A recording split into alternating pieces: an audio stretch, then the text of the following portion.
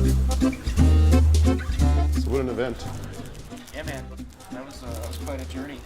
So did it completely meet your expectations? Did it exceed your expectations? I think it went about as well as it could have. Yeah. Yeah, I won the thing. I was like concerned. I didn't want to like kill him, and I was afraid if I tried to kill him, I would blow up and pay for it. Yeah. So I was conservative.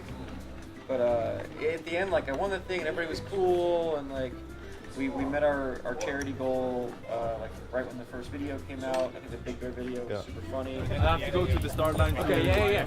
But just come over. Yeah, we'll find you in the It's interesting when before the race you were talking to Cancellara, but it almost seemed like you were a bit uncomfortable there. Oh, I was definitely uncomfortable. Yeah. I continue to be uncomfortable. And why was that? Well, I mean, the whole thing started with like an angry Twitter fight, and a thing that I said in my book that was like kind of bad, but out of context, it was really bad. You know, the genesis of this story was not a positive one, but I think like it was super cool that I sort of presented him with a like, hey, here's a thing that would work for both of us, and he was receptive and ultimately like super cool about it. I'm grateful that he let me get that opportunity and took it for himself. And I think kind of everybody wins. It's a cool story. It doesn't happen much. And then in the end, when you... I mean, I won, but everybody wins. But I mean, technically I did win the bicycle race portion. rematch. Santa Barbara Hill Climb World Championships. Rematch? Rematch. We will see, but not this year. My schedule is more than busy. So you're asking for the rematch. I know. Yeah. Was it you being a dick, or do you actually now have a little bit of a soft spot for him? The way the whole challenge started was him challenging me to his Fondo for just blatant publicity purposes, and then two can play at that blatant publicity purpose Fondo challenge game. So that's what that is rematch. What was funny was his agent was super into the idea, and Fabian not so much. He said maybe next year. What about Switzerland? You have raced here before in the past. I've not. Have I raced? No. I've been to Switzerland. Okay. I've not raced in Switzerland. And have you ridden here before? Yeah. What'd you think? Like even coming back? That's where we are here. I think we just rode like 11 miles the first day, and it was like 4,000 feet. 4,000 feet of climbing. Wow. It wasn't from this. We're just on the middle of the ridge, so it's either up or down. And how was the overall ride yesterday? With you had some fans. It was interesting. We had a young kid in the parking lot. Yeah. There was a guy who approached us, and he was wearing a Garmin Sharp suit. But it says Phil in the back. That Alex stole mine. It's hilarious. I was like, "That's a cool suit," and he's like, "It's yours." And I was like, "Yeah, I know. I remember I was on that team." He's like, "No, it's literally yours. It has your name on it because I bought it on eBay because I sold my old clothes on eBay because I had to." That's cool. I think you made his day. He was smiling. Kind of made mine too. Yeah, that's hilarious. And then the ride. What did you think of the course?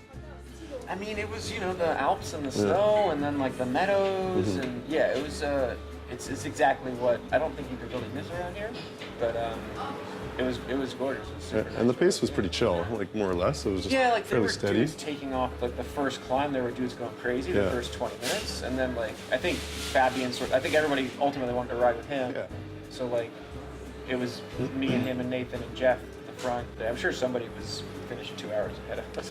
Yeah, there were a couple fast guys and then some other people that are just trying to hang on, and it was funny because we were following it. There's like dudes just like strung all over the mountain, like completely collapsing about halfway into the race. Yeah, that sounds right. Yeah. And so, fondest memory from this occasion?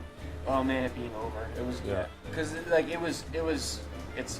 people think that like my life is.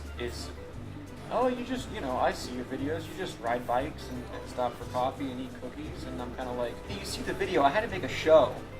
It's a lot of work. Yeah. And this whole thing, like, because it wasn't planned, like I had a schedule for this year that was like a lot, and then I was like, oh, I have to shoehorn in this thing that's like the coolest part of the whole year that wasn't planned or budgeted for, and that's where you came in.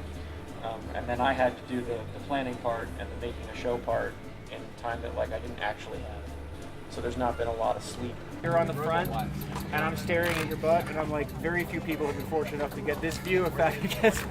I was Did you develop a little bit of a soft spot for Fabian at the end of the day? Well, I mean, you guys had a nice little conversation. We'd never spoken. I think that was pretty genuine. There were some things, absolutely. There were some things that we like bonded about over how it started, and it just like basically just we complained to each other about the media, about a couple, because there were a few like it started from like a couple cycling news sites taking a sentence out of context and acting like it was something else, and like it made him look bad, and then it made me look bad because it makes me look like a guy who's making him look bad.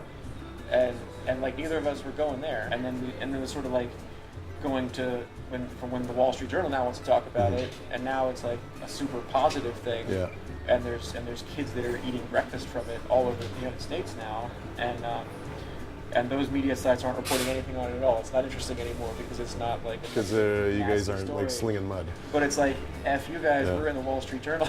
like, Right. like we eclipsed that, and it's like positivity ultimately prevailed. So yeah, it's that was real.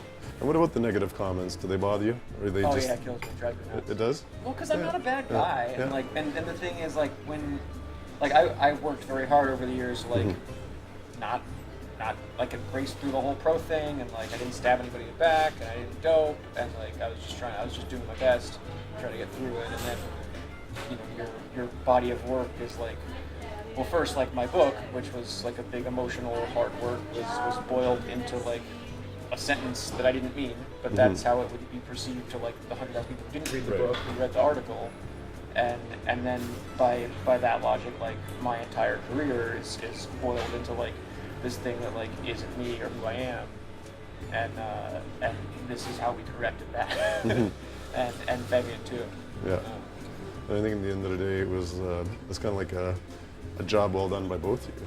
Like really, you both were gentlemen, got right? stuff. Like, yeah, we both got what we wanted out of it. Yeah. Like that's whatever happened when we were professionals is like that's over with. And now like I make a YouTube show about bikes, and I have my Fondo, and he has his event series all over Europe.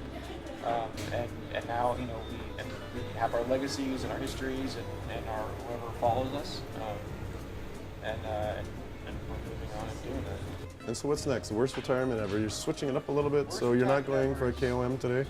Is it No. more just doing a climb, No, seeing so- things? Like, what's Right. it about? So worst retirement ever was the start of that was me getting doper Strabas, and I've learned from this whole thing that like the me doper conversation is run its course, and I still have a tattoo from it, so I'm not exactly going to escape it. But and it's also who I am. I'm advocating sport. I'm not going to hide from that. But my mission is I want to share what I love about riding bikes, which is exploring and having a random sausage on top of the mountain in Switzerland that we cook yourself over a thing with a stick. That's hilarious. But except it was still a little bit expensive given that I cooked it. Switzerland's not cheap. No. Careful with your wallets over here. Like I still love riding my bike hard. There's some fitness left in me. Yeah. I still want to like go for Strabas because that speaks to my soul. Yeah. But I'm not going to do it for anybody but myself and the people who watch. And it's not about like trying to beat somebody or if I come fifth, whatever, or 50th. I'll be 50th in a couple of years. Right now, like the next videos I have, like I'm the virtual VeloGuide. I'm showing what the VeloGuide would if you hired one. And yeah, so the one I filmed in Big Bear. It's like here's my favorite 3 rides. Here's where we go. Here's a secret stop. We stop for water. Here's the restaurant. Here's what you order at that restaurant. One place in Big Bear serves. And those aren't out yet? No. Oh, okay, great. Yeah. So we did the Big Bear training episode. We didn't do the Big Bear travel episode. So that'll come out later. But there's one place that you can get. You can order bag popcorn for $5 on the ride. When you ride in Big Bear, if you want bag Just see, popcorn. a movie bag theater of popcorn butter. or bad popcorn? Bag. Oh, a bag. Well, I don't know. I didn't order it because it's weird to order movie theater Yeah. butter popcorn at a restaurant. But there's a lot of magical secret joints that you can only get to on a bike. You won't find it otherwise. You'll miss it. And that's what we do now. And you've done some VeloGuide rides, so maybe about half a dozen so far. Yeah. How have they been? It's fun. You Yeah. just like meet cool people. Like I've not had a bad one. Yeah. I don't know what they say about me. So far, it's just like cool, interesting, successful people who come to LA and like. If you look at a map of LA, it's like, well, I don't know how to do that. It took me a year and a half to figure out how to ride in LA, and a lot of like hunting on GPS websites, and now they're like, I want to cut that out and have Bill show me, and I'm like, and here's a cookie too. Yeah. So it's a win-win.